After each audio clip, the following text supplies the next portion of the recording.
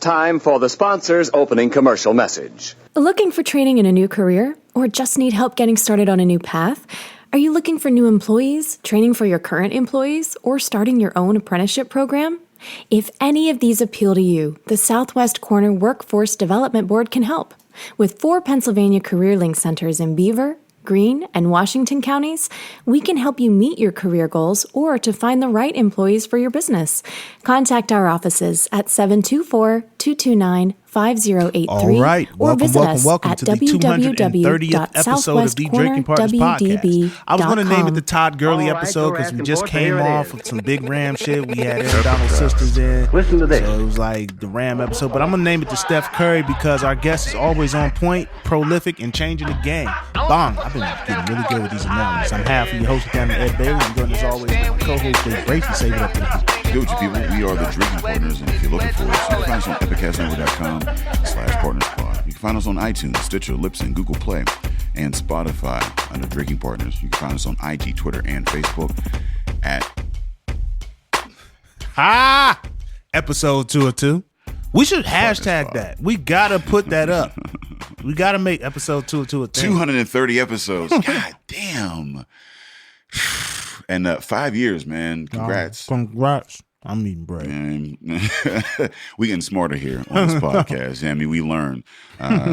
Drink responsibly, base those stomachs. And we have been asking you, and we will continue to ask you, man, please hop on iTunes, rate and review. That's how we know what we're doing well. That's how we continue to do well. And that's how we let others know that we're doing well, man. So please hop on iTunes, hop on Facebook, rate and review. Listen, you love us. You see us out in public, you tell us that you love us. I've seen it. I've experienced it. You walked up and said, hey, Ed Bailey, I love the Drinking Partners. But listen, at the click of a button, please tell the internet, please tell the world, tell everybody, tell all the people you know, tell motherfuckers you don't know, tell motherfuckers who just randomly come across your page like, I like Drinking Partners, all right? And as always, 229 times we said it. This is 230th time we'll say it. We're going to say it 230 more times. In lieu of rates and reviews, we do accept shots of Hennessy, all right? We will always accept shots of Hennessy. Shout out to James Logbo, a.k.a. Car Guy DJ, a.k.a. this motherfucker just got a benzo. James Benzo. James Benzo. And the Conways for starting the trend. Shout out to everybody who's kept the trend going. Shout out to all the love that we've received out in these streets. Shout out to everybody.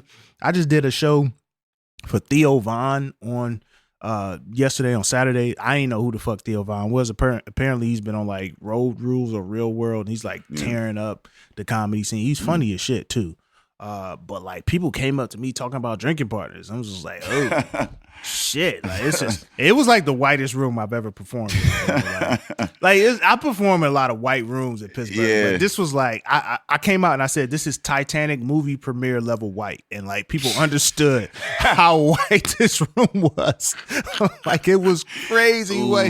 That was like crying on the iceberg type white. Like, that was like when you cry over snow. No, you could be black crying over stuff because we involuntarily cry when it snows and shit. But it was crazy, man. Like one, shout out to him, shout out to Theo Von, he's funny as shit. Shout out to everybody who came out. Shout out to everybody who knows the podcast, man. Like people come up, they really talk about what we do. Like I feel like we kind of make an impact, man. It's dope. I don't know, man. I mean, we just two drunk dudes in the basement. Some people we get drunk the right way. Some people listen, some people don't. Shout out to Raices. I think I'm saying that right. I still haven't been able.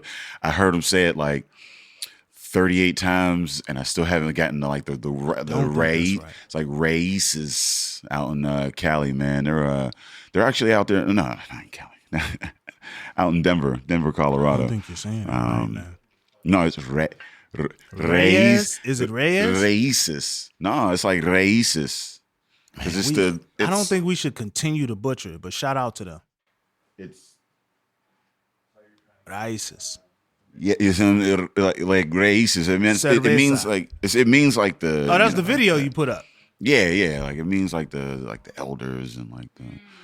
You don't quote me on this, even though this is being very much recorded. That's probably not even what it means. But like the roots of people. I mean, and they're building a community out there. And like she, one of the owners, they shout out to the Batatas out there in Denver or whatever. But she was saying how like it's a community focused like brewery.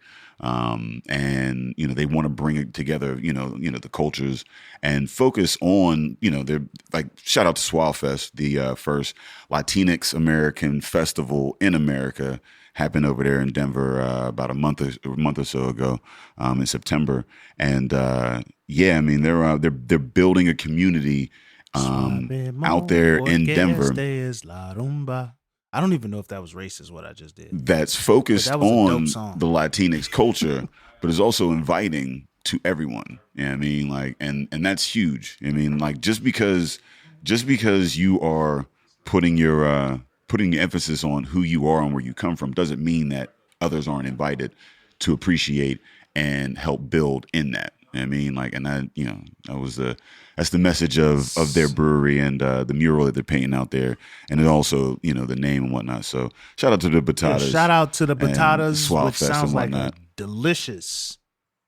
I don't know. Sounds like it definitely sounds like something fried, Batata sounds delicious as fuck. Yeah, like it's filled with some some cherries or some shit. It's something good. But shout out to them. Shout out to the Raíces Cerveza. This is a brewery.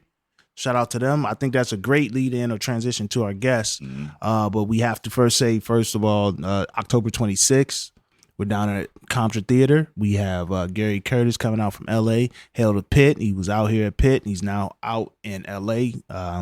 He is headlining that thing.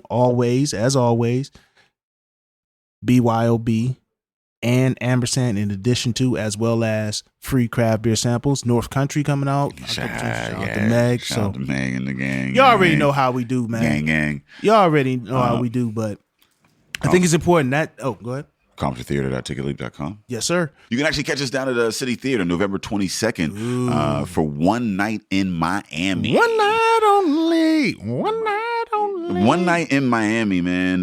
Down at City Theater. It's a dope-ass shows going on from November 9th to December 1st. But we will be down there live. We're going to go down there, watch the show, and then cut up with the folks that made it afterwards on the podcast live. They got that little area down there. Yeah, down. We did what we did. Was it Hand to God? We did. What was we that? did. Yeah. 2 years ago we did that. So if you remember that, if you were there, you need to come back. It's always fun, man. The bar is always nice. I mean, always got something on tap. Is there a not nice bar in a place where you get to see a play or do something, culturally stimulating, and then there's a bar there? Like, it's a nice little tie affair. You can wear a tie and not be out of place. I would opt not to wear the ties in those situations because I wear a tie for work, right? So when you wear a tie for work, you really try not to wear a tie anywhere. Like you desperately do not want to wear a tie. I've done the open collar under the blazer thing. I'm old, bro. I'm middle aged than a motherfucker. Right. The open collar with the striped shirt and the brown belt. Oh, man, I'm old as fuck. It's over for me. So anyway, one night in Miami. Come see us live, City Theater. And if you're looking for tickets for that show, it's at citytheatercompany.org. And that's City Theater, like with the TH, like with the TRE at the end. Can we discuss what the fuck that even means? It's like I think it's more of an English playwright like thing? Like a pinky out type spelling of it. But when it's TRE, does that mean they do plays? Is that what it is? Ooh, that's how I've always interpreted. Yeah. Okay, well then, cool. Because Comptra, I've always tried to figure out, is it TRE or TER? It's TRE, and they be doing plays. Yeah. And see, in arcade, it's TER, and they don't be doing plays. Okay, that might be. Look at that boy getting educated. Is improv a play? No, it's just they playing. They playing.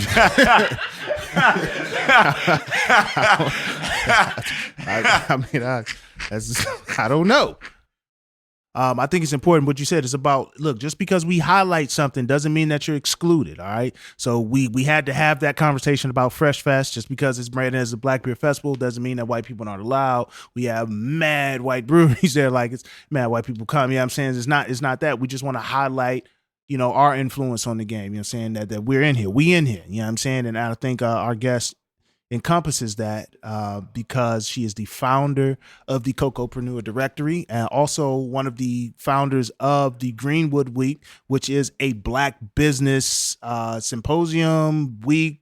I don't know even how you conference. Yeah, I mean, it's over several days, which that's like a week, like it's a whole, like it's a real week. You know what I'm saying? Like, so I'm happy to introduce Khamil Scantling to the podcast. Say what up to the people.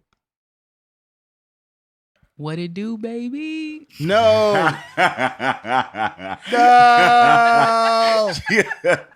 No. With the fade away.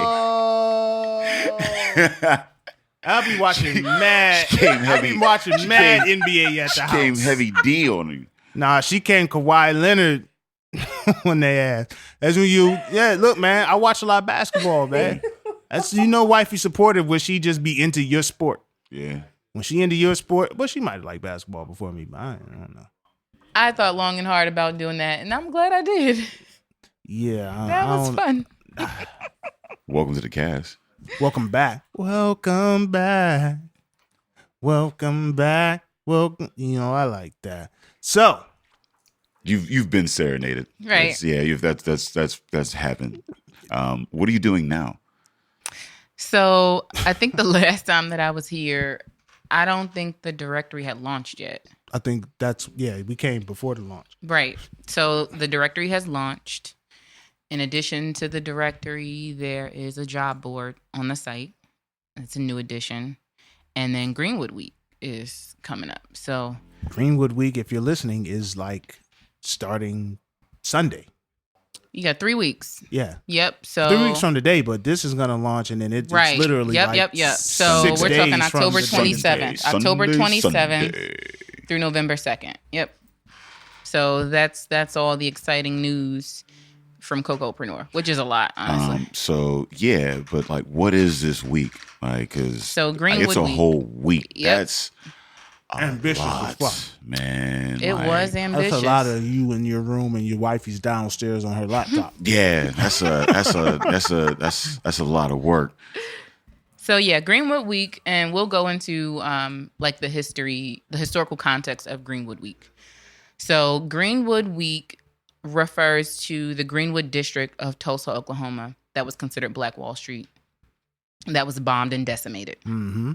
So that's the reference to Greenwood Week. We're talking about bringing back this idea of Black business districts for the city of Pittsburgh, having flourishing neighborhoods, having walkable spaces, beautiful homes in Black neighborhoods, right? So making the Hill District, Homewood, Wilkinsburg, South Pittsburgh.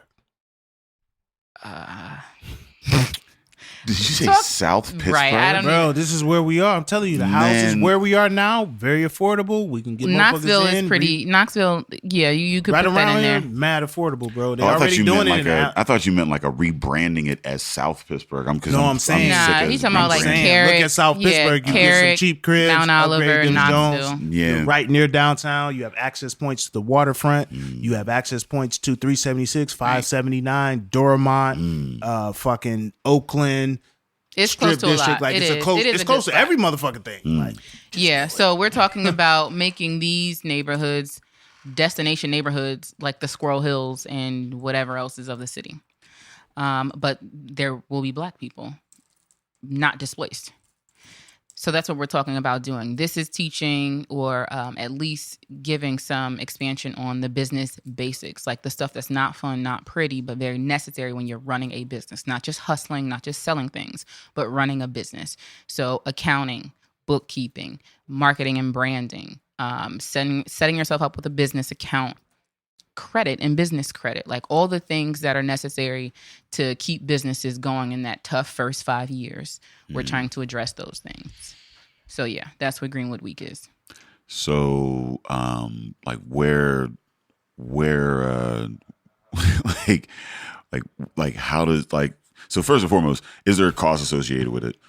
Tickets, yes, things of that absolutely. nature. And then where are the events being held? Okay. So, and let me just say, it sounds like a lot of work, right? But I also was not alone. So Samantha Black of Sila PGH is my co-founder of Greenwood Week. So this is an idea we had after doing some smaller sessions last fall. We called it Minding Your Black Business.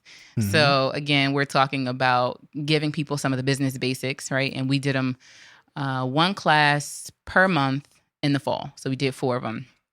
And a few of them sold out and people were really receptive and they seemed like they really liked it. So we were like, okay, maybe we need to do more of this in a more concentrated form. So in the spring of this year, we were like, all right, well, let's do it. Like, let's get it all together. Let's map out what this is going to look like. What are we going to expose people to? Who are we going to use? Where are we going to go? After all of our planning and everything else, we were given a great opportunity from Innovation Works right over at Nova Place where you guys have Fresh Fest. Yeah, trying to be black as fuck. And they actually sponsor the space that we're in for our evening session. So we're in the Innovation Works kind of general area. Seats about 50 people. We'll pull up chairs though if y'all really want to be there. And that's our night session. Our day sessions are at Arnold's, right down the street from Innovation Works. Shout out to Claudia. Yes, Arnold's Tea on East Ohio Street, 502, I think is the address. But that's where our day sessions are held. On Sunday, there's a launch party at the August Wilson Center. And on Saturday, there's a closeout party at Carmi. Gotta throw the party. Absolutely. You have to throw. We're very celebratory people. Well, you know, we played the let out crazy. The let out a whole conference, a whole week's worth of events. That's crazy. Yeah. So, you know, and in true fashion and branding of Cocoapreneur and of Sila, we want everything to be black. All black everything. So as much as we possibly could, which was, I think, everything that we paid for, we used a black-owned business, right? Mm-hmm. So we're talking about a full week of sessions, Monday through Friday, two sessions a day. Every single session is led by a subject matter expert that is a black entrepreneur or creative. So all those people have black-owned businesses who are leading these sessions, right? So we're paying people. So we're paying them for their time and for their expertise. The closeout and the launch party are in black spaces. We got these planners designed for people. So having these business planners that will put like a monthly budget sheet for every month. We'll put in some dates for like business taxes, things like that. The person who designed that planner, she's a black entrepreneur, has a publishing company. Like, this is a big deal. So, you know what I mean? Like, if we're talking about being intentional and we're talking about giving equity to black people, we need to spend our money with black people and black businesses. So we like to make sure that we're very true to that ideal when we do what we do. So and you talking about being intentional and spending money with black people, and then you asking about the cost. Have you run into any individuals yet? And I mean, we're coming down to the launch of the week, but I know a lot of times we get to a point where we kind of don't want to pay for the services, pay for the exposure, pay for the experience. Yep. How have you been able to combat that? Charging because there's people. So you're charging, but I'm sure people are like trying to get the hookup. People try and get in through the back door, right? Not understanding the value of. I know there's one graphic where you value the week at $175 or something, right. Say like that. But just kind of go into some of the objections you've had as far as paying, and then how you can combat that and say, hey, boom, boom, boom. You know what I'm saying? Because where else can you get this for free? Right. Nowhere. And that's the point, right? So I think that the city is used to things not being valued. So we need to change that. Like, you have to start conditioning people to pay for things. Yeah, and this can be incremental. Like, Justin that's Strong fine. said, like, what do you expect for $5?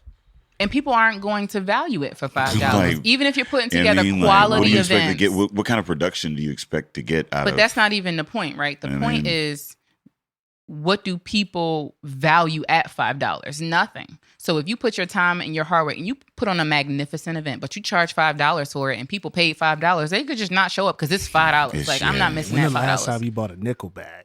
Okay. I mean, that was the $5 holla was a thing. I'm just saying. In high school, you get that. That was one blunt. You know what I'm saying? I never smoked in high school.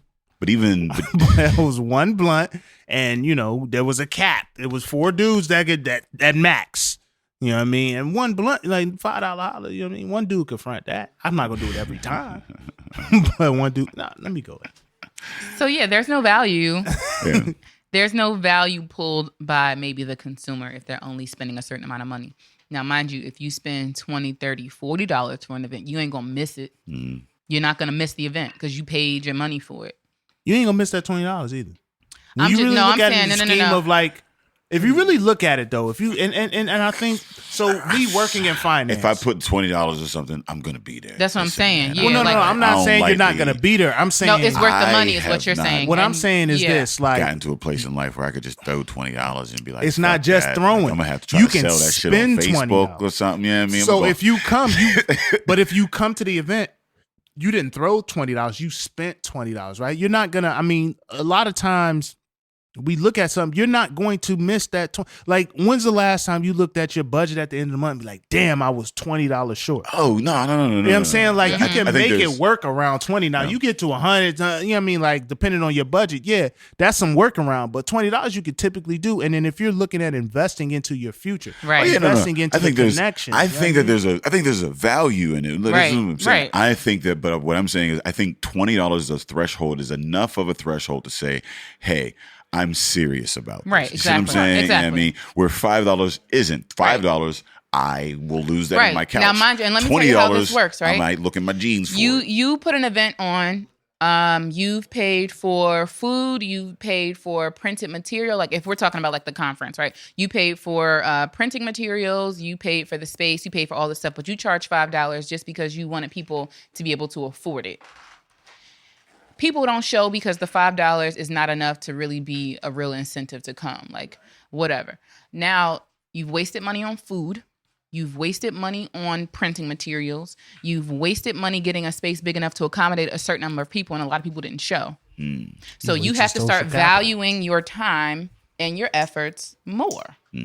Yeah, I mean, you've wasted social capital because that now decreases the value for the future because now you're Right. branded as Right. something that people don't go to. Right. And I think we have to make sure that we support these events, like these informationals, these seminars, these conferences. They're all about building equity, building understanding. You know what I mean? Like, which I like what you guys are doing with it because it's attacking all of the barriers to entry into Right, small right. business, right? Because, and you can speak more to this with small businesses. And I know in my professional life, I've tried to assist small businesses along. And I think a lot of it is, I got a great idea, therefore I can go into business, but you don't have the acumen to make this business work Right. because, you know, yeah, this may be something that people need. This may be something that you do very well, but how do you get people to pay you for it? Right. And even just, we approached it on our last podcast with Keita Donald. It's just like, yeah, you got this great passion, but how do you get motherfuckers to give you money? Right. You know what I mean, like you can have all the passion in the world, but how you got to get me What's to the- pay yeah. you? Now, when you ask me about getting people to pay for events, it comes to communicating value. That's the same thing for getting sponsors. You have to be able to communicate the value. And sometimes the value is not going to be monetary either. It can be how much time you save, how much effort you save looking into something on your own. Efficiency. Being efficient, right? So you have to be able to communicate the value of what you bring to other people, the consumers and the people on the corporate side. I also want to call attention, you know, the new wave because the traditional education, the 4-year going in, being burdened by loans, like that whole shit dying, yo. that old model Super of whack. like, I mean, that shit shit dying. like people are catching on now. Right. Like these informationals, these symposiums, these panels, all these like these keys, like everybody, like we have it. It's all like social media. Like we're only able to do this Right. because of the ability to speak to everybody. You know what I mean? Right. And utilize the hive mind. So these events or whatever, like this is how you bypass the 4-year $120,000. You know what I mean? Be resourceful. You know, like and like while like this isn't this particular like 1 week isn't gonna get you, you know what I mean? It's kind of like these guerrilla like informationals, you know what I mean, where you get, and this seems like a very like compact week of like all the knowledge you need to kind of like a starter pack. Right. You know what Exactly. I mean? Like to get moving forward. You know what I mean? Like your little starter pack. It's up to you what you do with that knowledge moving Right. forward. But I think that's the new wave. You know what I mean? Like, is that like folks coming together and saying, I know a little bit about something, you know a little bit about something. Right. Let's get together and share this knowledge about what we know, and Right. together we can move Oh, forward. motherfuckers done caught on. Like if you really think about it, for people who've gone through 4.5, 5, some 6 years of college, like to get that undergrad, like what the fuck did you really gain out of that? Right. Really, what you A got out of community it and a is somebody network. saying this motherfucker is worthy or this motherfucker is Right. committed, and the people you know, like Yeah. Right. motherfucker, like everybody who's been to college has been to college with somebody who's like, yo, I had better grades, I was a better student, I was better positioned on paper to do this, but this motherfucker knew somebody. This motherfucker's parents work for this company. Or this Right. I mean, look the same way. I mean, like, Yep. it happens. So we've all caught on to the fact that, look, the colleges are a hustle. Yep. Like Yeah. the Harvard's tuition is what it is because of the alumni. It's not about it's not about the professors. They ain't teach like motherfucker micro and macroeconomics are what they are. You know what I'm saying? Like they're not teaching you any 1 plus You 1 know what? isn't And this, more I think, one. I think what you said it is is really what it important, is. right? So what you said is really important because a big part of Greenwood Week and a big part of my mission with Cocoapreneur, especially, is the network. I'm talking about. I reiterate to people the importance of keeping the black dollar in the community, right? That comes from having a network. If you don't know where to go to spend the money, how can you spend the money? So now we're putting you in rooms with people who have similar aspirations as you. They might know some people who can connect you to something. You might meet somebody who can connect you to something. Even our closeout event is going to be a networking session, and we're going to have people from corporate places where you can maybe get some corporate contracts, maybe get somebody to sponsor you, maybe get you an investor. Shout out to angel investors because that is the new wave for real. But it's the We- merging of both. You know what I right, mean? having Like, the network and having something that you can provide to the greater good, right? Angel investors. yeah, basically motherfuckers who out here looking for people to invest in. Right. And they're I'm- not I'ma asking. give They're you not money for asking what for you trying large to do. parts of equity in your company. I'm either. gonna get my money back plus a little bit on top, but I want you to pop. Most of that is believing in the person, though, not Yeah. believing in the founder, not necessarily the dream these so aren't- much, but it's they not believe venture in capitalism. you. Yeah, It's not that's that. different. Yes.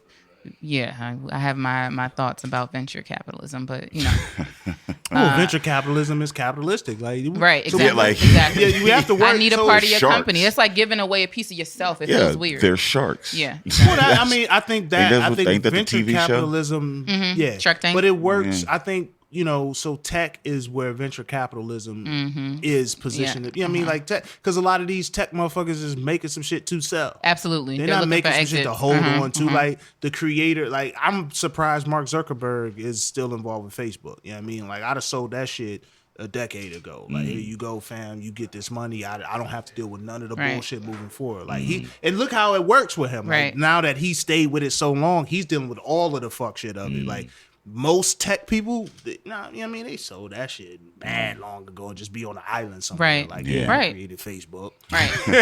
You know what I'm saying? Yeah, but what we're talking about is different. You know what I mean? Like we're talking about people creating things to keep, creating legacies you pass down to your children, creating businesses. Generational wealth. Right. Generational wealth. Like I want to be able, I want my kids to be able to say, my parents did this, that, and the third. My grandparents had this. My daughter was in my mother's beauty supply counting a change drawer at the end of the day. Never felt more proud.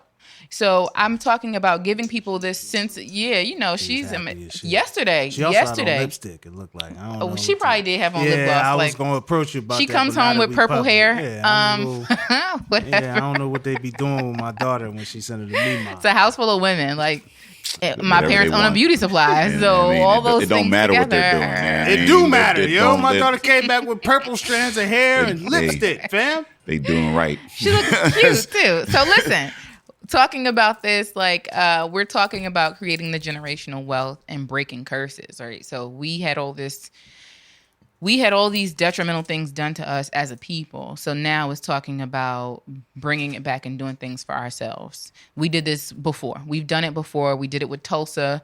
We did it with some of the other black districts that were prevalent back in the 40s, all throughout the country. We can do this again. I think people just need a reprogramming. People need the encouragement. People need to feel a sense of pride in self and community.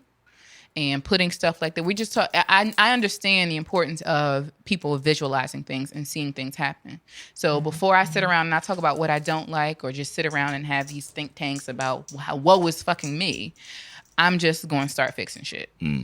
And that's where we are. So when we talk about what we wanted to see, if I don't see people doing it, I'm going to go to people who I think have the resources or the means and ask them, what's up? Like, we doing this or no? And when they're like, I don't know if that's on the agenda. Okay, well, I'll make my own agenda.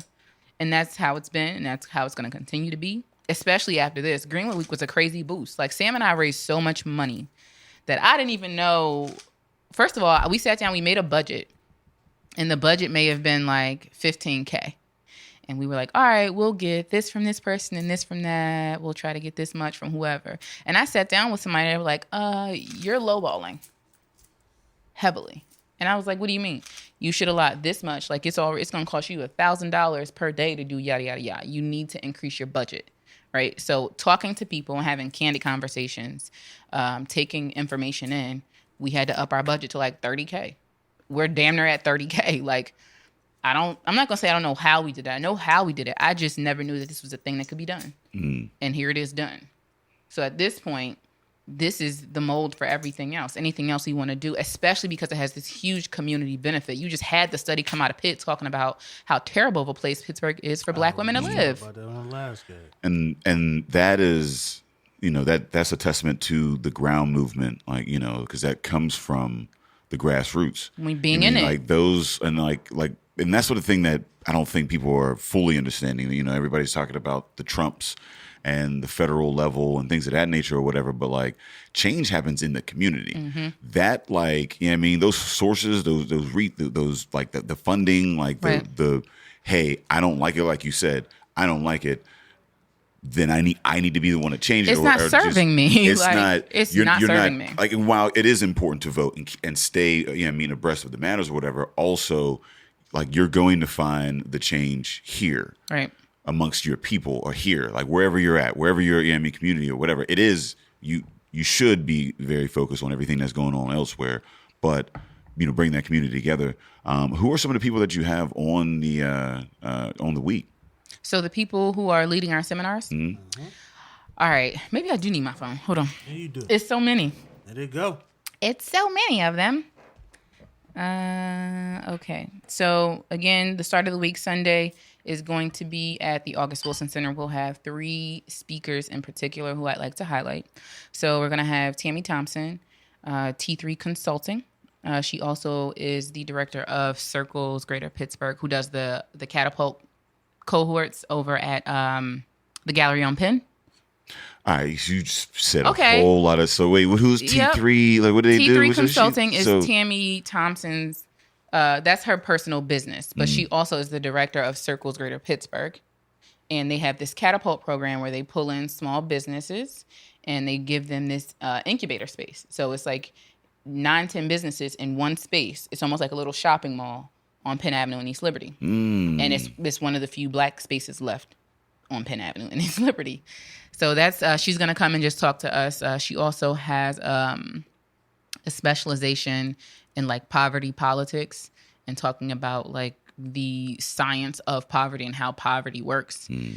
And we're just going to talk about breaking that cycle. I mean, that is important to understand that, like, there's a balance between personal responsibility and also, you were born into some shit. It was designed this way. Exactly. Right? I mean, so Tammy's going to talk about that. We're going to have David A. Burton. He's a therapist, so he's going to come and talk about the mental health aspect of being an entrepreneur and what it takes to kind of go through this process of business ownership. And then we're going to have Diamante Walker, who is the deputy director of the URA right now. Very intentional woman. Great resource to have. She's going to come and talk about being MWDBE certified. This is day one. This is the launch party. MWDBE. Minority Women Business and Disabled. Minority Women Disabled Business Entities. Yeah, entities. So she's going to come talk about the importance of that and how people can scale up using that and just kind of the purpose of the program, because there's some misconceptions about that certification, because it's like, do white men need to be certified to do business or no? So it's crazy, right? Like, why we got to get the white dude certification? Like birth certificate, right? So it's like she's gonna come and address that, and once she's done, we're gonna have a representative from the MWDBE Department of Allegheny County just do some on-site like signups for consultation. So people who are interested, they'll sign up and get it done. That's the launch party. Then going through the week, the day session is credit building, maintenance, and repair. That's Salome Bay. She has a credit repair business called Credit Power. In the evening, do y'all really want to? This is a lot. This is 10 classes. I'll just name people. For the business structure and tax identity, we're going to have Quintara Morant. She has a law offices. So she's going to talk about being in the right business entity, LLC, for-profit, nonprofit, all that good stuff. On day 2, Tuesday, we're going to do the art of networking with Jason Flowers. He works for Amacello Cares, which is a nonprofit founded by a Black man. Second part of day 2, the evening, is event planning and project management. That is LaTrenda Leonard. She has a consultation service. Okay, Trenda. Right. And she's a personal friend. So, all in the network. Day 3 is our insurance class. And that'll be with Shaka Poole of Brown Insurance. So she has Brown Insurance has a space in Homewood, but they're Brown been around for a minute. Right. So she's gonna come and do our insurance class. We only on day 3? We're on day 3. God Insurance damn. is a motherfucker, man. And listen, let me just run through this. So day 3, part 2 is the marketing and branding. That's by the lovely Kashira Moffett. She is the Google digital coach for the city now. And she has her own branding and marketing that is on point. So she's going to come and talk about that through the Power Collective. She's also one of our sponsors. These are all Black people? These are all Black people, Holy all Black businesses. Day 4 is trading and bartering. Man, you don't understand what it's like being that baby. Man. Whatever. You understand why I brought this Brooklyn business. Listen, come on now. We got to be intentional about this stuff. Every dollar counts, right? It's hard to wear. I only can wear Jordans. And those are being questioned now. How much equity does he really have? Yeah. So trading and bartering is day 4 during the day. That's going to be led by Lakeisha Wolf. She's a part of Ujima Collective. Love Ujima Collective. They're also like a community staple. They teach us Ujama. Yeah, it's Ujima, I'm pretty sure. Anyway, day 4 in the evening is hospitality, leadership, and communication, led by yours truly, because that is my thing. Hospitality, leadership, and communication. Day 4 is honoring your mental health with Julius Boatwright of Still Smiling. And the evening session is going to be budgeting and funding, led by Mr. Richard Witherspoon of the Hill District Federal Credit Union, our only Black bank in the city. Yeah, and then the closeout party is on Saturday. So we're going to have a good time. We're going to get dressed up, do costume stuff, have some corporate folks in the building. Be weird, because they like to get weird. They like to get weird. Yeah, they do. So, Yo, if you ain't never been to a corporate letdown, like hair down function. Yeah, it gets loose. These motherfuckers get weird as shit. It gets loose. But with the conference and all of those classes, right? So we named a lot of stuff. That's a lot of time. Y'all talking eyes wide shut type That's shit? Yes, everything. that's exactly what we're eyes talking wide shut about. on the corporate level when you get party. Y'all, hold on. So Sometimes your eyes is wide open. You're like, bruh. Yeah, I see you. Listen, classes, right? I named 10 classes, 2 parties. You can get everything a la carte. So pick and choose what you want. Pick and choose the things that speak to you, come to those things. Or you can get like the all class pass where you have access to all of the classes.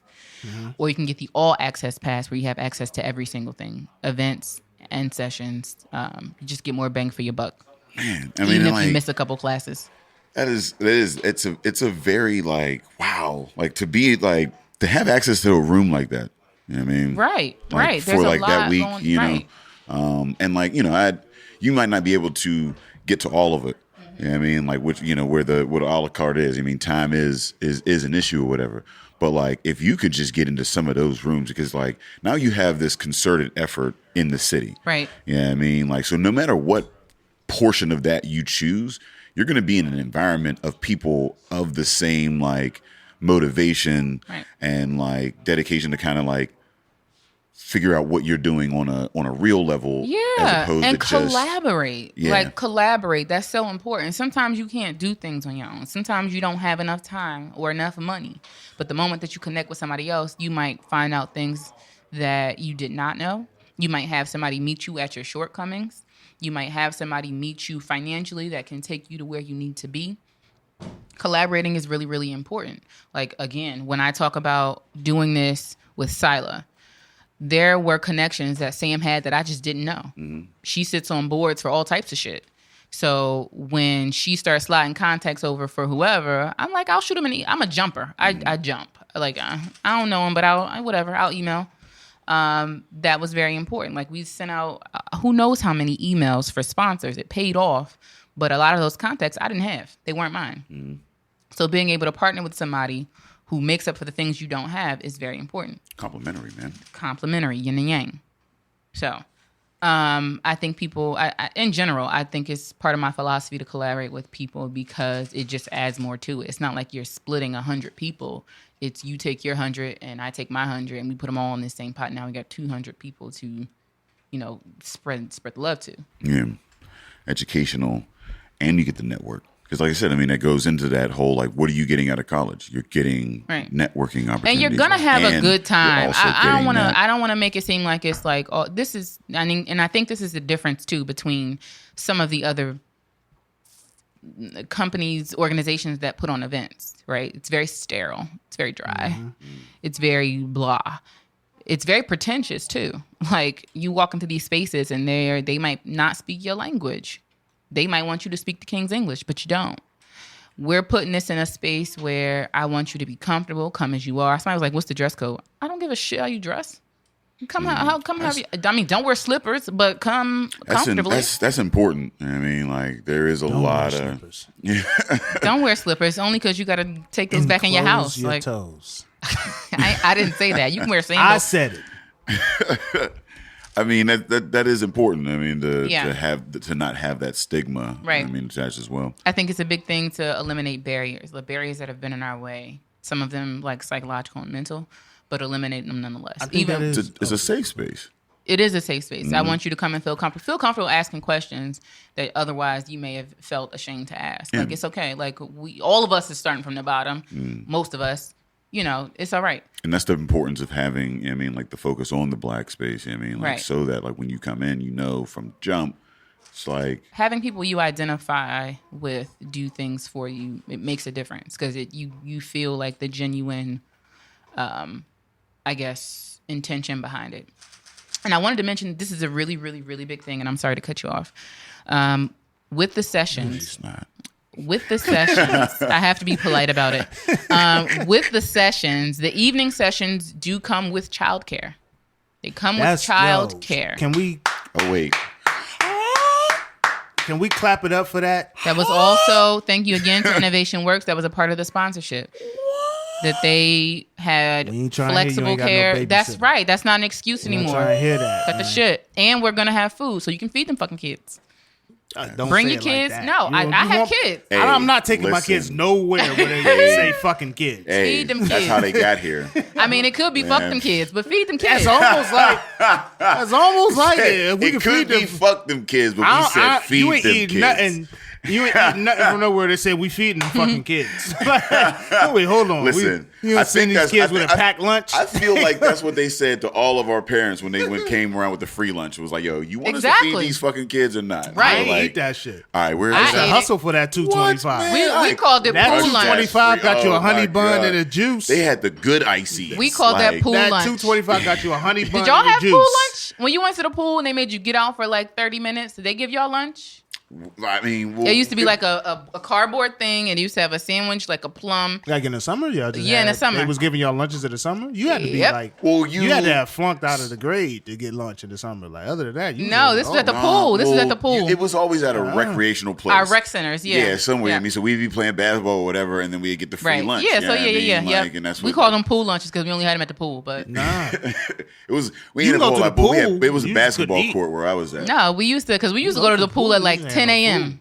10 a.m. the pool open. We would walk up to the pool, and I think between 12 and 1 or something, they used to make us get out and do something with the pool, and they used to feed us in the meantime. That shit because y'all was pissing in it. I don't know. But I don't know if that's why they did it. Several pools over. All right, what else? So daycare, childcare.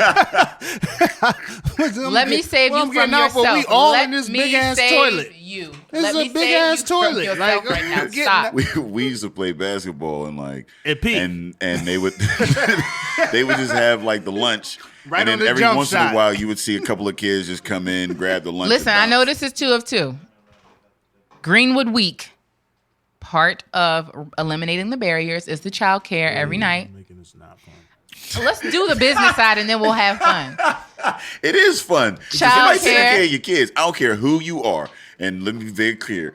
If you get free child care, I don't give a fuck what you do. And we're Nah, feeding free them. childcare, you like learning some shit. Like it's like some shit you Exactly. want to. I'm gonna sit down and and that's the added benefit. But let me just be 100%. If you tell me I got free childcare for a second, I'm gonna go sit through whatever. So you can sell me condos or whatever. Like I'm gonna sit. Oh, through I mean, as and I can speak from experience, and Khamil can as well. Like because we don't have like any family out here, a lot of shit like we miss opportunities at least as a unit to go places because all right, she got to do something, then I got to stay with the kids. If I got to show her I got to do something, then she got to stay with the kids. Like there's no all right, we Or both you take can your do some kids and shit. they sit there and they're ready to go as soon as And they they sit just down. being fucking bad because ain't no other kids. Like you the only one with kids. So now my son. Let me tell you something. My son, he will find ways to be disruptive. He ain't a bad kid. He disruptive as fuck. Like he the type that he just lay on you the wrong way. Like I mean, move, but man. Like I'm trying they're to incomplete. take notes and shit. You a man they're on the incomplete notebook. humans. They're new. Yeah, I you know what I mean? know, They but- don't know the rules. And they Put want him your in there with some attention. other incomplete Yeah. humans and make They one. want your Exactly. attention, and Right. you're paying attention to something else. So Yeah. instead, we have a completely separate room for the kids. We have flexible care coming to provide like games and you know them, like they set up the tents and stuff at people's events. They're gonna come in and have activities for the kids, so the kids will be occupied doing People their should own do thing. that more often. They Why should don't do it in they a do lot. that more often. They should do it for whatever. I It's feel like worth ain't it. That Like, crazy though. Childcare is expensive. No, I'm talking about like when you Flex throw is events, pretty good, having yeah. people come in. Like I don't think they're not For- crazy. You can speak directly. that was to it, but they- sponsored, so Okay. It- All right. It's sponsored because it's expensive. That's why Well, they don't. childcare is a bitch. Like childcare will It exceed is. your mortgage, rent, all Yeah, that. it Yeah, will. all, It yeah, will. yeah. No, I mean, Like that's it's, I mean, that's approaching pharmaceuticals. Like, that's Yeah. what the opportunity. fuck's up with this? What the fuck's up with this industry? Like y'all, like first of all, you give them my never mind. Let me Okay. I mean, but you're like that's the vast majority of opportunity is if you have someone that is able to take care of your kid while you are working. That's a big that's a big advantage. right. that a And lot of why people should don't you have to take an L because you procreated? So what? Like that should not be a reason for you to have to miss out on opportunities that will help you better yourself. Just because you have children, that should not get in the way of you starting a business, opening a business, learning something about business. You know what I'm saying? So having the childcare was a really big part for us because that was something that came up at our events last year. People were like, I want to come, but I don't have a sitter. Or, you know what I mean? So you're like, okay, we'll try to eliminate that barrier. So we got childcare. And then we had people, we have food for the evening. So again, the children can eat. So you don't have to decide between paying to go to the class or paying for food or having the time to come to the class and then having to go home and cook dinner too. Yeah. So making sure that things are as accessible to people as possible was a big thing. So yeah. Nah, I think that. I mean, I commend you all for that because I honestly don't think a lot of people look into that. Like Right. childcare. I don't know how many events I've been to that childcare has been sponsored. Yeah, I It's mean, like, what the fuck? You Like, address the needs I walk that you into that, have I'd be too. surprised. So, when you realize that there's something you're missing, then you try to put that into that's what you the do. benefit of locally Right, sourced right, events. Like, right. I'm talking to you from a level that you can understand. Right. Like, I'm in the thick of it. So she can't throw this event without childcare. You know what I'm saying? She could. You know what I mean? But that wouldn't puts be a as burden appealing, on my right. week. Well, that fucks up my week. You know what I'm saying? Like, what I'm going to do on these morning and evenings. Nah, I ain't saying that. But, like, on some real shit, like, you know what I mean? Understanding that. Coming Right. from a level of, I've experienced where I've had a barrier with childcare. Right. So now I'm addressing that. So like a lot of these corporate Jones, they don't, you know what I'm saying? They just doing it for the sake of saying we've done this. This has happened. We put our name on something. Whereas with you all, it's like, all right, look, we out the thick of it. We out the mud. Like we know, you know what I'm saying? You got to decide between doing this and eating. Well, we gonna take care of that. Right. We're gonna take care of both of those. You know what I'm saying? Experience breeds empathy, man. Yeah. And that's, when you're dealing with somebody, like, are you dealing with somebody that understands? Or are Right. you dealing with somebody Right. that is just... Being an opportunist. Yeah. It's a shame that understanding can't be as much as large of a marketing standpoint as it should be. Like, I want to go to shits where people understand. You know what I'm saying? Like, because I do comedy, so a lot of comedy is making you understand. You know what I'm saying? She fucked that up. But like a lot of comedy. You see, as I do comedy. Like, who the fuck is listening to this podcast? Like, I wonder what this guy's background is. I'm saying I do comedy. So comedy, a lot of what we do is trying to make motherfuckers understand where we come from. Mm-hmm. That's my job. My job is to get you on my level. You know what I'm saying? Because my level, if you understand me, then it's funny. If you're not on board with me, it ain't funny. Like I can come up with the most clever shit in the world, but if you're not thinking how I'm thinking at that point, then it's not gonna be funny. You know what I'm saying? So they don't have to do that. Like you already coming from that level. So it's like, look, this whole week is for people who trying to get it, who I understand live lives. These aren't motherfuckers who are already in the industry and like, where do I put my money? It's like, how do I make money? How do I take nothing, turn it to something? You know what I'm saying? How do I navigate this whole shit from all levels? And I think, again, people don't approach business from all levels. People approach business from a product. Right. I got a product. I got this idea. Thing, right? I got a product. Let's do it. That's it. That happens a lot though. Like Black people in particular are very talented and very innovative by virtue of having to figure out a lot of things throughout life. A lot of the time we come up with products, we come up with services, we come up with ideas, but the acumen, the business acumen is not there. And if you can't find a partner who you can trust to go into business with, who can do the business side of things, then you have to figure it out. We're trying to make the figuring out part a lot easier. Because granted, it benefits you to figure it out. It benefits you to know a little bit about all the aspects of it, even if you're not an expert in any one thing. But we're trying to give you exactly what you need. We're trying to give you, and a part of like even our speakers and our presenters, when they present the class, part of what they do is having some type of consultation or follow-up with everybody who attended the class. So if you're into insurance, having some type of perk for people who are in the classes, having one-on-ones with people to talk about their specific needs, things like that. Bundle my shit. Maybe we'll do bundles. Bundle my shit. Maybe we'll get do my bundles. home and auto together. Get them together. That's actually a really good idea. Bundle my shit. That's actually a really good idea. We can encourage home ownership. No, for real. Like, let's be serious. We all got cars. Is we in the lab Let's right now? encourage home ownership. Let's be real. Bundle my shit. Let's be very, very serious about that. But having a realtor and an insurance agent and having all these people work together, like if you do business with me, you can get this, that, and the third at a discounted rate. So start partnering. Like we're talking about collaborations, partner. We're all here. That's what the we corporate all need to structures do it done. man. I mean, like and that's how it gets done. Off each other's so everything they do is not terrible. Everything they do is not a terrible idea. It's just that it can disenfranchise folks. Let me tell a story real quick. Go ahead. Because you know I ain't gonna stop you. I'm trying to get dinner tonight. I was about to go into dinner too. That's the bad thing. Let's talk about dinner.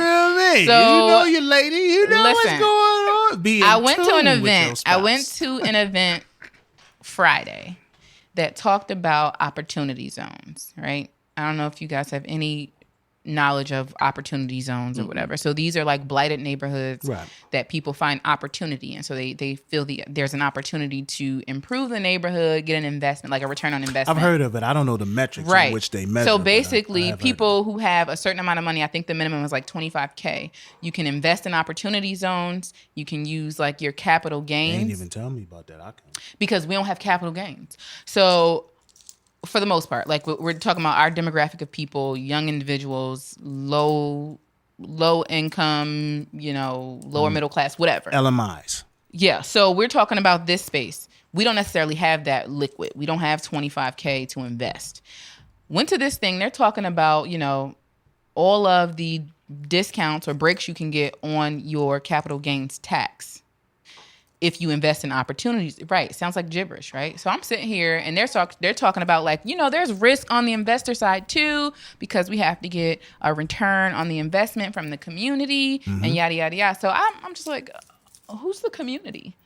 I'm like, is it the people who live there, or is it like the city who's responsible for the community? Like, who are you looking for a return on investment from? So, well, it basically comes from people who own businesses or homes there. So how do they measure that return on investment? Like the profitability of the business. Like, how much money comes in, what taxes are being paid to the, like, in the zone, what traffic is like, the rise in the price of homes, I mean, so like all those things go into like how they get a return. Because I'm like, investment. are they investing? When you're talking about an opportunity zone, am I investing directly into a structure or into structure? It's like all real estate. It's all real estate. Oh well, what the fuck? It's all real estate. That's So the they game can we invest. gotta play. Right. So we don't know play though. this So game. we don't know what you don't know what you don't know until you know it. I'm gonna break the seal. Go ahead, bro. Because it's about to be me and her. So yeah, because we we about to get into this. Yeah, so and I'm just talking about your experience at this event. So like I invest money into this opportunity zone and I'm looking for a return on the real estate in that zone. So if homes are if the median sell price is 100, then return we want to get that to 125. Exactly. So now you're trying to raise the cost of living in this area, which generally will displace people.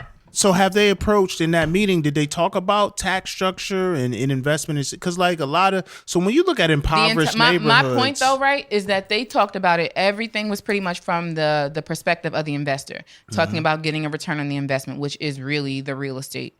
Never mind what happened. So now it's like, they tried to bring it back full circle. Like we want to make sure that the community can be a part of whatever. And but how? How are they supposed to be a part of it if they don't own businesses, if they don't own the buildings and the corporate space, if they don't own the homes? How are they going to be a part of this?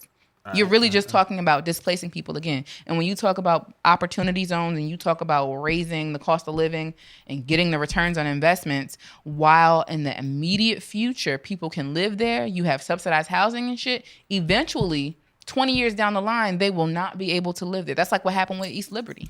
Well, I know they have this mixed income housing thing where they'll start mandating mixed only income. Temporary, though. It only works for so long. I don't know how long the contract is for that. But I know you and I have discussed several sites where, we'll take our daughter to school and, she goes to school in Larimer and, shout out to Urban Academy. But there are certain sites around where you're like, yo, what the fuck is, you know what I mean? I think that's mixed income housing. I don't know how long it has to remain as such.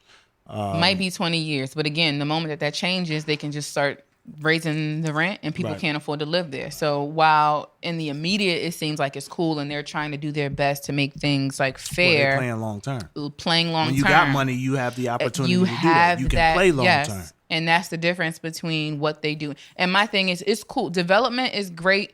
Gentrification is not. If we're talking about development, cool.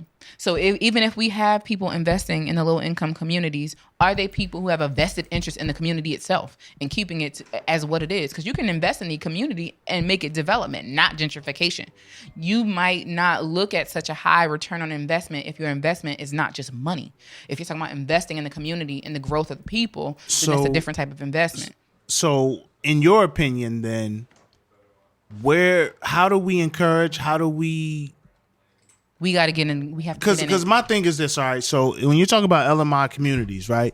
You say, all right, are these people invested in the community or are they invested in money, right? Right. Well, if you're talking about an LMI community, they can only be invested in the community because they don't have any money. That's what low to moderate is. Right. You know what I'm saying? So how do we encourage situations where individuals who are invested in the community are out front as opposed to individuals? Because here's the thing, like, I can understand working both sides of it. I can understand where a motherfucker can look at it and be like, this person is advantageous to this community because they're going to bring this level of money, accreditation to this community. Right. I also understand as a human, well, all right, this community, there's a certain fiber, there's a certain history, there's a certain demographic here that you're going to displace. That's not good either. But how do you, you know what I'm saying? How do you be like, all right, so we need to somehow empower individuals who don't have the money to invest in the communities in which they have all of the rapport. Well, here's the thing. They have all of the rapport and none of the money. You know what I'm saying? You Like, can they do a have couple all of the things. integrity, none of the money. Right. How do we empower those? And find the balance. So you can do a couple things. You can either find people of the community or for that community to invest and be some of those like 25,000 minimum investors. Or you can do a co-op situation. Yeah, we don't have the money individually, but 100 of us have enough to do it together. So again, coming together and being collective. Come together. Seriously, like we have to start thinking around. Think about other communities who come to the U.S. and create all types of stuff. Now, mind you, I know we're very, very Americanized. We're not going to go this far. But you might have a family who lives in one house. It could be 8 people living in that house. I'm telling you, that's everybody the move. Works. Everybody's under Everybody one puts roof. their money in the one pot, and then the first family gets their distribution of the pot, and they do it again. Yep. And the next time, the second family gets the distribution. Then they can go buy a house, and another family can go buy a house. Leave when you're ready to leave. Right. You know what I mean? Right. Like, not this pressure. Like, oh, well, you got to leave the nest and go figure it out on your own, and like you over here stumbling. For I think we're shifting it, but that was the 20s problem, right? And, like, I mean, I mean, but that comes from a poverty mindset. Poverty mindset is a real thing. Poverty mindset is also what's getting you to charge $5 for events you worked hard as hell to put on. Mm-hmm. Poverty mindset, and you thinking that people don't have it because you feel like you don't have it. People pay for what they want. People pay for Jordans. People pay for liquor. People pay for liquor right now. I definitely have Jordans and liquor. Both of at those this. things. Yeah, it's a rare So occasion. somebody like Ed should have no issue Whoa, paying whoa, for. whoa, whoa! And I'm just saying, if he somebody, really shouldn't have. and he We've all doesn't, seen his and he weird doesn't. shirts. If there's an event going on I that's going raised to my benefit him or kids. whatever, then you know what I mean. If you can pay for those things that bring no value to your life, you should be able to pay for something where you're investing in yourself. That's just it. People pay for what they want, so I you will have to contest communicate. that point. Go ahead. And this is not to say you're wrong. No, we'll But talk this about is it. to say alter the mindset, because I think one of the largest barriers in the disenfranchised mindset is what brings value to your life. Right. Jordans bring way more value to people than they should. You know what I mean? Like Right. when you're in an impoverished area, Right, you're in right. a disenfranchised neighborhood, and you wear Jordans, that brings a certain level of prestige to you Social- that it's social doesn't capital make that sense. gives like you now that I'm nothing, for real. 33. You know what I mean? Like, even when you 33 or you out on the dating scene, don't nobody give a fuck about your Jordans. They Right. looking at other levels of shoe now. You know Now, what I'm mind saying? you, and I'm not saying anything is wrong with having nice things. By Yeah, all yeah. means, get your things, but get Yeah. your shit in order first. Like, it's But fine to certain have shoes nice things. and that's okay. You have to find the balance. They listen, align with you having your shit in that's order. fine. When you have looking to at you have to get it. when You have to looking find the at balance. Balenciagas and shit like that, when you're looking at certain levels of high fashion shoe, your shit got to be in order to be able to do that consistently. When you are on a lower level and you just buying Jordans consistently, you can buy Jordans and not afford Jordans. You can't buy $600 and $700 shoes and not afford them. I promise you, people do it all day, every day. Not on the primary market. Now they might find some shit back door. No, I promise you, people will work hard as fuck and go and buy a Louis bag, and you going home to an apartment with a mattress on the floor. Get your shit together. I mean, that's a certain. But I mean, that's the goddamn. same mindset. Is what It I'm is the saying. same mindset, Like but you you gotta said, go so you much have harder. to shift. It That's so depends. much harder to make that shit work. It depends on how quickly your money comes and what you got. You have to shift the focus and the like.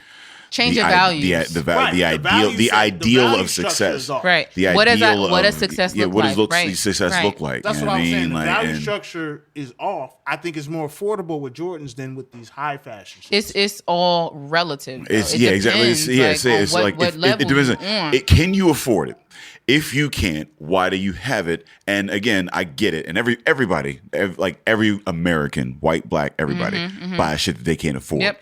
That's just it. We all live outside our means. All of us do. Depending on what you're. So like I don't want to make Well, it seem as like yeah, oh man, this is like uniquely or whatever. Excuse me. It's a poor But thing for sure. It's a poor thing. White, black, whoever. Right, It's a poor thing. The thing is the sweet spot of how do I, when you're talking about these events, how do I value what I'm doing enough in order to elicit a ticket price that is going to make sure that I'm being paid and for my time and services, Right. but it's also accessible to the person. Mm-hmm. You know what I mean? And like that's what I'm saying. Whether you're buying Jordans or any other, whatever, it's like because I get the mindset. And you might have, listen, maybe you fucked up and you Instant gratification. Yeah, I mean the whole now whatever. But here's an event that is in that price range of a place that like you know what this isn't. We're not asking you for a 6 months tuition. You know what I mean? Right. Like, at a university or whatever. Right. You know what I mean? Like, this is... I mean, it's a couple things. And I feel like I didn't do this intentionally, but I was very genuine. And I think people understand that.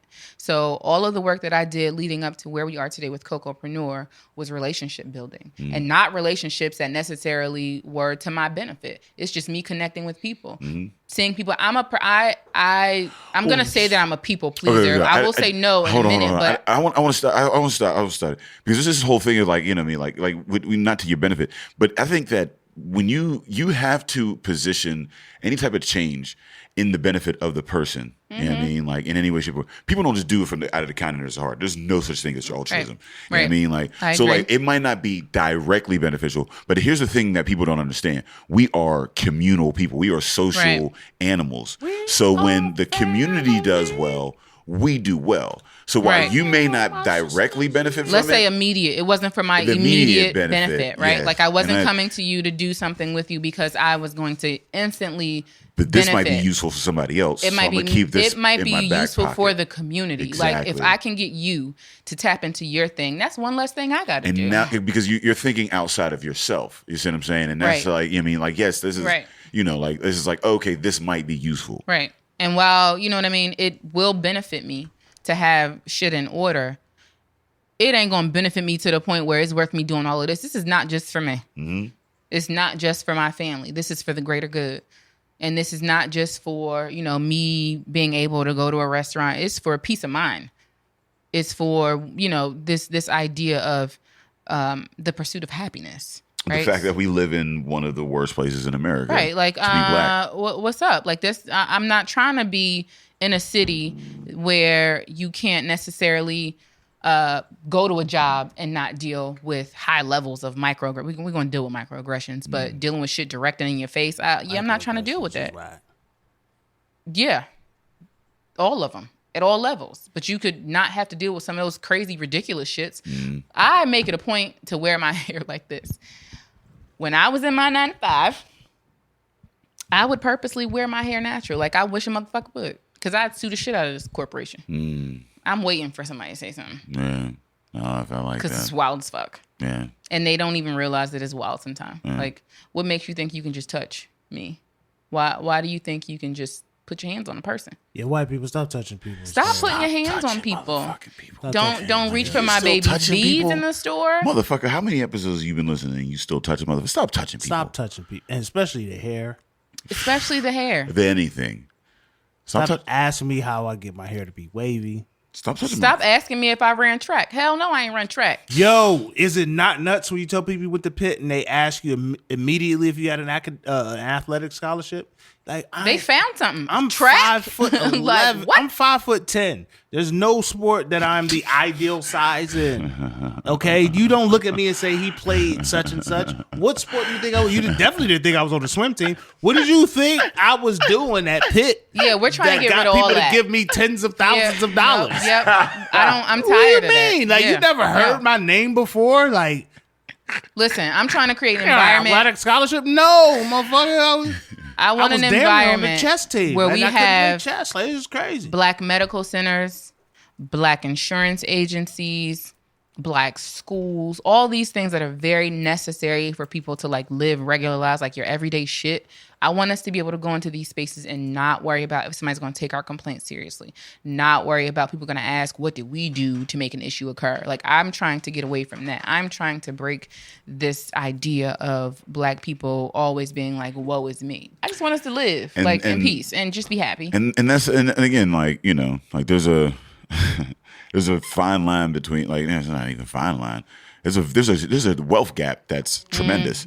And like, you know, this isn't about like everybody being billionaires. This is about, I mean, a black middle class community in living. in And I'll tell you, right? Living, so there's that we this have huge that. There's conversation. You know where we have that. some sort of economic. We're not moving to Cleveland, so I but Cleveland can be a great example. It really then can go ahead, be a give it great to me. example. I have. Let me tell you something. I have something to listen. Example. Let me just say something, right? So we're talking about this place that has all these reports that have been written for the past 20 years. Mind you, that report that came out a couple weeks ago about like the state of black folks in Pittsburgh, that's the same report and results that have been put out for the past like 20 years. And the information just doesn't change. It might get worse. places like Cleveland show you what it's like to have a black middle class, and Pittsburgh could have that, but the history of Pittsburgh is very important. And I think that, and there's this conversation. Listen, there's stop. There is a historical context that has something to do with it, but there's a conversation right now going out about how there's a conversation right now about transplants and what black transplants do for the city or don't do, right? So there's like, you have people are kind of upset that their corporations seem like they're going outside of Pittsburgh to pull black talent into the city. Right. And the talent is not invested in the city. So they're just here to build a resume. They're here to use Pittsburgh as a passion project, right? That makes sense. Not people like you or me who've been here for a long time and now we're invested by virtue of pretty much being a part of the city, but people who are using it as an opportunity, like springboard. And the thing about that's very valid, a very valid argument, is that Pittsburgh has a historical context that is very necessary to fixing the issues here. You can't just come here and not understand how it's a city of bridges that nobody crosses and why they don't cross the bridges and how you have to combat that first before you talk about what you're going to do for black people. You need to unify. You need to unify all the neighborhoods that are considered black neighborhoods and get people to start intermingling and supporting each other. That's the first thing. Like, you're not going to do it with one single neighborhood. You need everybody on board. When you talk about growing a neighborhood and building a community, especially financially, that's not just going to happen only within the community. The beautiful thing about it is having people come from outside the community and spend money in it, but you don't let the money leave. There it is. So when you talk about like the Hill District, let's imagine the Hill District in its prime when it had a movie theater and a bank and a car dealership and all types of shit. Yeah, everybody used to live. They used to have like multiple East Liberty, like shit like that. Think about the history of this city when black neighborhoods flourished. They were destination spots. Mm-hmm. People from all over the country used to come here for jazz and go to these places. You know what I mean? Yeah. People used to come from all over and be invested in Pittsburgh. That's not a far fetch from now. You can do that shit today. You can start getting that together. I don't think having transplants necessarily adds to the detriment of that. Like, I feel like if you have transplants who are coming from cities that have that infrastructure, they have to care. They have to see this. They have to envision staying. I think you have to have transplants. You have to have outside. You need both. Yeah, you need to retain youth. Right. And whatever. Yeah, retention is huge. You also, if you're going to start talking about jump starting whatever, you're going to need that initial like investment from outside as well. It's going to take both inside and outside. Right. And then and in order to maintain it, you're going to need, like you said again, an influx of capital or money or whatever. You know what I mean? Like coming from outside the community, not just insular where we're just buying on our own. You know what I mean? That's like this idea, right? They keep talking. They have the statistic that was put on Pittsburgh, second most livable city, yada yada yada. And what people need to realize, right? Because there is a large demographic of the city that does not feel that way, that is a flawed statement. And until everybody in the city feels like that or can feel like that, have the ability to feel like that, then you can't say that about this city. It benefits the city of Pittsburgh for black people to do well, period. Mm-hmm. The PR this city has gone through the ringer in the past like 3 weeks. You had 2 black women get their ass beat at a gas station, and Zapala and, all right, they trying to keep our house safe, but they've come after activists for going up there and getting that gas station shut down. You have the DA pulling whack-ass fucking charges against those people for what they did and then trying to charge the activists. Like, Pittsburgh is going through it and is showing its ass about how it really cares or does not care about black people. Like, for real, for real. So it would be to the benefit of this city, corporations, profit and nonprofit, to do its best to reverse all of the shit that's been done. Reparations, that's what that is. There can be a reparatory clause when you want to invest in the Hill District. There needs to be a reparatory clause where you're giving back to the community, not like some pennies, neither, like really giving back and long lasting shit. Like, these kids have free access to whatever programs for the lifetime of whatever. Like, if you live in this zip code, you have access to whatever. Like, they need to start doing things to be really intentional about fixing what the hell's been done to black people, because the shit is foul and it's not benefiting the city. It's to the city's detriment to not take care of black people here. Period. Gotta. Nah, bro, I live with this. So this is on you. I live with that. this is what I'm living with every day, B. Like, and I agree with that. Like, I mean, we always it's crazy. Like when you're talking about the situation on the north side with the young ladies, I think they erred on. You know, it's weird how the letter of the law always works to our detriment, right? So, like, to the letter of the law, they can't be charged but so harshly because it's not. What was they saying? It wasn't assault because of whatever. Like, whatever the fuck they were saying was some bullshit. Some straight bullshit. But then the letter of law always worked to the detriment of the protesters because however they organized the activists. So there was an activist who was there, Amber Sloan. They was out to get her. Yeah, because she made a comment saying something about, people hurting each other in Homewood. Y'all need to come up here with that same energy. Like, protect the people who's your community. I think it's some fuck shit. And they tried to get her on like terroristic threats or something like that. They tried to get her on some nonsense swiftly. Like Marty Griffin's bitch ass. He's a reporter from it was just some. I mean, but we just saw that white woman get 10 years for murdering the motherfucker. And the motherfucker get 45 for and killing then the dude that testified just got whacked. Right afterwards, that's mad suspect. You know what I'm saying? And the woman who was there, I think she recorded something. She did something. Didn't she lost her job. Yeah, she got fired. I mean, it's like, she was like the only witness or something. I mean, it's all this shit bubbles underneath, and people play on plausible deniability, right? So what's really fucked up about this law is like you only need a certain level of proof when it's like. When you're unable to get it. Did you see that motherfucking judge hugging her? We ain't gonna get into it. We ain't gonna get into that. That was the fucking fuck shit. Like, since when? Yo, niggas is crazy, yo. I be mad about niggas. Like, what are you doing? In the name of Steve Harvey. Stroking her hair and all shit. I'm saying, right? Listen. I'm not even mad at the young boy. Like, he say, all right, I needed to forgive her to forgive Harvey is over life. there. That's something internal, whatever, with the brother. Like, I can't say he got to heal a certain way, whatever. But the judge coming out, giving her mercy, like hugging her. Like, first of all, it's inappropriate. Don't you have to ask to approach the bench when the bench can approach the motherfucking defendant? I don't know how that works. The fuck is that? Like, what is you doing? I don't know. Why are you hugging a guilty bitch? Like, first of all, I really feel like this is a ploy to get black people to snap. That's what I'm saying. Like, going into another man's house and murdering. It wasn't like she got manslaughter or no shit. She got murdered. I think a lot of this stuff is a ploy to get black people to snap and do some wild shit so that they have a reason to declare like martial law against Negroes. I don't know, man. But if they do so much, they do so much. They ain't built us to snap, black people. It really needs to be a point in time where it's like enough forgiveness. We don't have space to forgive people. We don't have space for forgiveness. Forgive them for what? I don't know. Why are we doing that? What's the point? What's the point? I'm tired of going easy on people. You did me wrong. I need mine. Yeah. Like I need some type of something. I mean, look, I totally agree with that. But again, like if you're looking at individual whatever, right? I can understand a person being like, well, I need to approach it personally from the standpoint of I need to forgive you in order to move forward. I ain't even talking about that case. I'm talking about in general. But the larger... I'm not talking about case that by case. I don't know what it is. I'm talking about the larger context. So me personally saying something does not influence the larger context of what's going on. So I could personally be the victim and be like, I can forgive you.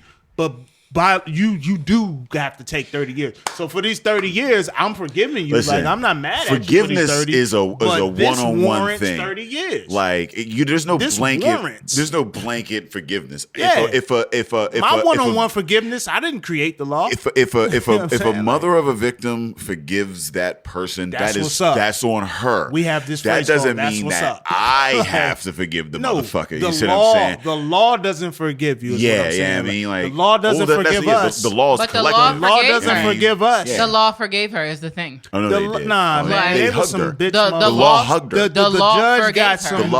Wasn't the 10 years is forgiveness. That was a hug. Judge, wasn't she backed by the... It was a pat on the back. Yeah, by the Dallas... by the police force, right? Yeah. That's my whole issue all with the judges political are backed by the system. police force. It's the justice system. Like, I get you. It's the machine. It's the machine. I've been in court. Listen, I've been in court and watched how they all just make the decisions already before and you then even go walk sit in. over at Union Standard Bar and chill. Listen, they're just bullshitting. They're all in there. That They're shit happened already after. making- That shit happened they're after already making Antoine the decisions. Rose. After Antoine Rose, everybody went and sat in a bar downtown. All of them, both sides, were sitting together, chumming it the fuck up. Unless you bring in a heavy hitting ass lawyer, and even then, it's like I said, it's got to be a lawyer that Which doesn't like most power. victims can't afford. Exactly. Right.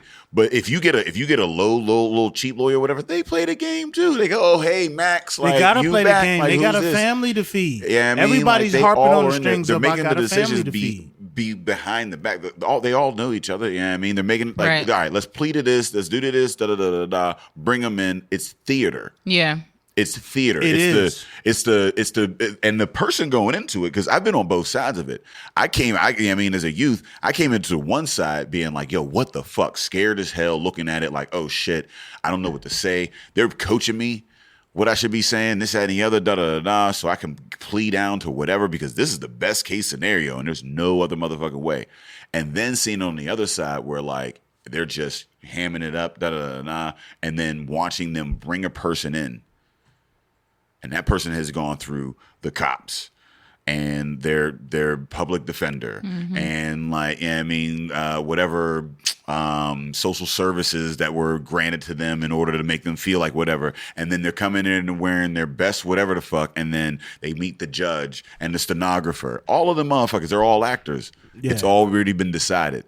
And they think that their performance there means anything. And it doesn't. It does. It means that the system can continue. You know what I'm saying? Like, He's talking about the individual. The individual part. Oh, you talking Yeah. about the defendant? The defendant, yeah, the person that's your brought into shit that. don't. As long as you, I mean, a lot of shit in life is If you basically shut up don't say and nothing take to it- fuck it up. All right. Yeah. Well, Like I'm let me- coming in, I'm only gonna get whatever I'm a plea to as long as I don't fuck it up. Let me put this Yeah. into like to bring it back full circle, right?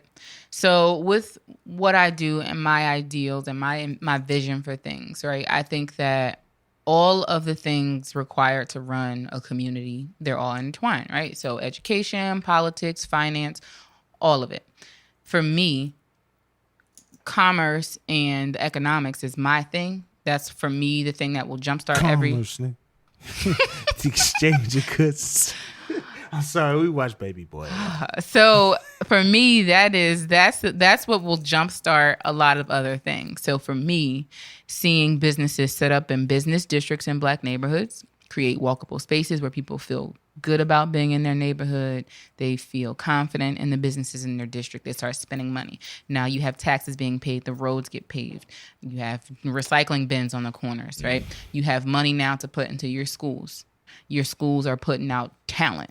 So these kids are growing up with access to various things. Now they might want to get into politics. Now you can back your politicians.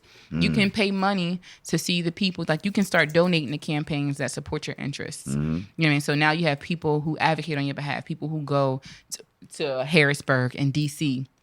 and advocate for the things that are very important to your community and your neighborhood. So for me, commerce jumpstarts all of those things. So now you can start putting people, you can start putting DAs into Pittsburgh that give a shit about what's going on and have some type of affiliation to the community and regular people. So for me, commerce and putting together things like Greenwood Week where I can give people what they need to get into commerce, that stuff is important. That's pretty much what Cocoapreneur is all about. Jewels. Yeah, give them what they want. So yeah, that's. I mean, it feels like an impossible feat, but if we here, we may as well try. Like, may as well try to do it. Yeah. I don't want to end on you may as well try. I feel like it's a stronger, but it is true. Like, yo, you gotta Shit, give you people what may they as need, well, and man. it's crazy because people don't necessarily know what they need. They don't know that, yo, this might be what I need. Sometimes you don't know what you can do until you start. Like, I need y'all to start starting things. Start. Ask. Google. I learned so much from YouTube. I don't know nothing about coding, no nothing. I don't know nothing about creating no directory. I got a developer to make sure things worked, but in the meantime, I had to do my Googles. Like, I had to do my Googles. I went to YouTube. If it was too late for me to hit up my developer, like, oh, this shit is broken, I went on YouTube. Like, how do I do yada yada yada on Pretty WordPress? sure this- and they will walk you through everything. The vast majority of this podcast is Google's. Like, I Google is your friend. Like, it really is. don't think any of us got a degree in podcasting or This was not but my it's soon- specialty. It's soon to come. Unique. Podcasting will be something that you can pursue academically. Probably. It probably broadcasting. In a broadcasting class, you Yeah, probably will yeah, find it'll be it. a minor. Yeah, Something. Minor. It'll be like social media. Y'all are getting too mellow. Did I bring a downer? Yes. Okay. Yes. Might be Sorry. like that Yeah, sometimes. I mean, Sorry. it's very hard, you know what I'm saying, living with Angela So Davis. yo, My mother, I FaceTimed my mother one day and she was like, "Hey, Angela Davis." So and I was like, hard. "Oh, okay." Living with Angela Davis. Like, it's It has its perks. everything is, I mean, but I think you use the phrase being intentional a lot. Right. And I think that's something that we need to do in our households. Like we can aspire, we can want, we can thrive, we can, you know what I'm saying, like ask for or request whatever, but you got to be intentional about making that shit happen. You have to contribute. A lot of contribution is, hey, I got to put my dollars into this. So Right. when a motherfucker I'm tell slacking me, today. Only thing I got on black owned is my shirt and this watch. yeah, but you know what I mean, don't. I did my hair with some local shit though. Yeah. Good body stuff. I mean, yo, and that's way beyond. Talia what the Wajid, fuck Shea I do. Moisture, Italian Yeah. Twine, There you go. I mean, don't ask me. Peace Images. Don't ask me about what I got on. Nah, but like in our shower, get- right? He we don't get really notice dressed this, but two in our different shower, ways. if you look in our shower at the little caddy, half of the stuff that's in our caddy is black owned. Like a lot of times it would have been Johnson The and shit Johnson. that I and bought, probably not. Well, he may have bought like Shea Moisture stuff before. But I'll do that for the kids, but like I just know brands. Right. The I'm- brands need I'm- to change though. I'm So the brands trash. we know need to be different brands. I'm trash. But if you look in our shower, half of the products are like black I owned be companies. fucking Like that's the everything up, bro. intentional part of it. Just I'm trying to look up one day and Yeah. everything around. Her it. shit, like she be having these shampoos. I'd be like, yo, Head and Shoulders is $6. I'm trying to keep the black dollar in the home. yeah. She trying to circulate the black dollar. I'm trying to keep the black dollar in my But pocket. look, it comes back. It comes back. Yeah, I mean, no, it's- for real. Let's be real about this. Well, no, Real no, quick. but It hold comes on, back. hold on. But I mean, I think that there is a way, and you know what I mean, because while and this is just I from need to do where a I'm little at- video from about where how I'm it at, comes from back. where just from me looking out, while you know what I mean, like you know. Like Ed might not be wearing various black-owned things. I feel like he's put a lot of black money. I be trying to put money in black pockets. people's Like it don't be pockets. no. it ain't Yeah, like No, that. yeah, Like, we're not saying but that. This there's is a not a certain personal- level of So I might not commitment. buy It I might not is, buy your it is. shirt. There's a certain I might not buy level your of shirt, commitment. but I buy your jokes. You know what I mean? Well, no, No. but there's I a might- certain level of commitment to Right, intentionally. right. So Yes, there is. the You the, take some the L's. items, the events are one thing, but the lifestyle that's created Right. around it. There's a certain level of effort, Right. And you there know, will be I'm- some inconveniences. You might take a few Right, L's so I'm trying just- to be, you I'm know what I quick mean? dollar Like, guy. I'm quick. This is why I know this how much it costs. Bang bang. You know what I'm saying? Like, so it's not that I'm coming at her for what Right. she does. I appreciate what It's a- she yeah, does. it's a conscious and I try to decision, and- consistently like level up and gradually move into it. But yeah, yo, if I get my haircut every Saturday, so I need shampoo. Yeah. If I need that shampoo Friday, I mean, he goes to a black I barber, go to barbershop. black barber all But the time. you like, Service, it- you know what I mean? but Like, I it need was to. like- I I do think all I that really shit. should put together a video about how it comes back because while you know what I mean, I spend money at Natural Beauty Supplies, and that's like the oil and the butters that I put like on my skin. Natural hit me up today, like, all right, I want to get a couple classes and yada yada yada, or how do I sponsor Greenwood Week? It comes back, No, especially when you're doing definitely. local. Like when you're doing Yeah. local shit, it comes back and pretty that's, quickly. that's the broader like movement of like millennials and just the future in general is that like now that we've conquered the globe, we are now focused on like how like where are these products coming from? You know what I mean? And like and the environment, that shit matters. am I giving like my money shipping, to? Yeah, who am I giving Am my I money paying to? for my own death? And Like, and, what's and- happening? yeah, exactly. And not only are you like is the money leaving your community or whatever, but you're also killing the environment by having all of these things shipped out to here, Right, this and the right. other, da da da da. And like and oftentimes those products that you're getting locally are going to be of a higher quality. They absolutely you know what I mean? are. Like the motherfuckers is cooking that Gonna shit up be in more the fresh. kitchen right Yeah. there. Yeah. You know what I mean? Yeah. Like so you getting that good butter and you don't know who the fuck because the I had motherfuckers. conditioner. I don't know like, if you eat. spoil. I don't know if you Damn, this is eating real shit. I don't know if you bought olive oil lately, but it's probably not olive oil in that shit. The motherfuckers, as soon as it leaves Italy, they're like, let's put some of this and Oh, that, that's and they like push honey. it out. Oh my you see what I'm God. saying? So it's best Yeah. if you get your oh shit. my god. If you get your shit local, you know what you be like. I know that motherfucker. I saw that motherfucker churning butter the other day. Right. Like, yeah, I mean, I could taste that shit. Yeah. So Yeah. It does. It comes I back not invest only. heavily in Cocoapreneur. That's true Look, sometimes too. you gotta outsource your blackness. You probably can write off some of your I investments. outsource my black like a motherfucker. I'm like, look, let me know where You I all can get can this shit. outsource your black to me, and that's Outsource fine. your black to Cocoapreneur. That's Just fine. let that shit rock. That's And I'll fine. be in there like, all right, is this cool? Is this official? Am I good to go? I mean, hopefully, it gets to a point where I would love to see where the everyday decisions are nuanced in the form of, I know that this is black owned right Yeah, here. it'll right get here. there Because quick, I think like it's where we coming. lose a lot is for the everyday product. It's coming though. I think right, I like think detergents and the socks and soaps shit. like that. Like It's coming, though. Generally going to a grocery store. Yeah. If Right. you're not in that large chain, then you may lose Yeah. out. But hopefully we. I get keep in saying it's coming because I'm gonna do it. there. I mean, Like, that's the thing now is that we're moving. We are in a space where we don't have to go to a physical brick and mortar Right. place in order to. I mean, like But there you might can, be one. Like, you can have that brick and mortar place, but you can know about it by like a central, Right. Again, A hub like of- right. like a Cocoapreneur, Right. where like, so I can just check that just to see what's out there, you know what I Right. mean? And like, if you just build something as simple as that, like logging on, having that on your home or whatever, you know what I mean? Right. Just kind of checking, oh, I got to go shopping today. Let me just look through this list Right. of places that I might be able to get that, Mm-hmm. you know what I mean? Here, boom, boom, boom. And then move forward from there because, we don't like, that Killer Mike episode where he tried to buy black and it was like, Right. shit. We're this gonna stuff. Yo, he that did a a whole feasible fucking thing. Netflix joint and it was tough. He Yeah. was losing weight. Right. But you know where you can find some of that shit, yo, on some real shit? Greenwood Week. You can find motherfuckers who are trying to do it, figure out where they are, where they're trying to be, you know what I'm saying? Get contact. I think, the information obviously is going to be in abundance, but the networking will always be plentiful. The So, camaraderie, the camaraderie, the jubilation, all of it. That was such a black word. Jubilee. I whited that shit up. But let motherfuckers know, excuse me, let people know where they can find you, where they can find the week. Okay, get so Greenwood Week is the most prevalent thing I want y'all to follow right now. So Greenwood Week, you can find our website. It's greenwoodweekpgh.com. So that's, do I really have to spell it? GREENWOOD. Greenwood, W-E-E- motherfucker. Yes, Greenwood Week Without the PGH.com. We're also on Facebook and Instagram under Greenwood Week PGH.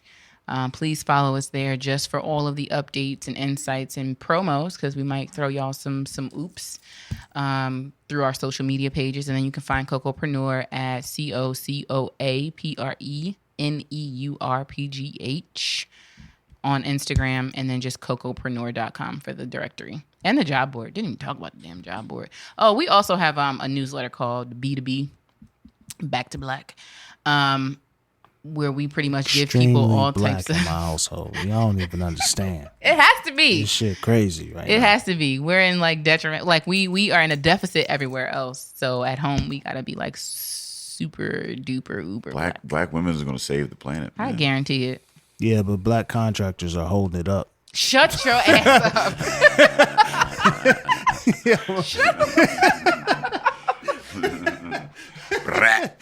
Shout out to Russell General Contracting. That's not who we're talking about, but they definitely looked out for us, or they attempted to a while back on some love. So, your network is important. That was all on network right there. Yeah, So- network is your net worth. Why are we like this? I don't know. Man, motherfuckers. Thank y'all for having me again. You don't close out the episode. I'm just saying let the thank people you. know where they can find you. Well, they This is should. my opportunity. Look, man, y'all don't understand, man. This is my platform. God damn it, I'm trying to win and I'm still losing. You can find us on epicastnetwork.com/partnerspod. Jubilee, Find us on iTunes, Jubilee. Libsyn, Google Play, and Spotify. Under This Drinking episode Partners. two, I didn't fuck them up. What happened after Find us on episode 1 of IG. 2? Twitter and Facebook @PartnersPod. Why you on your R&B?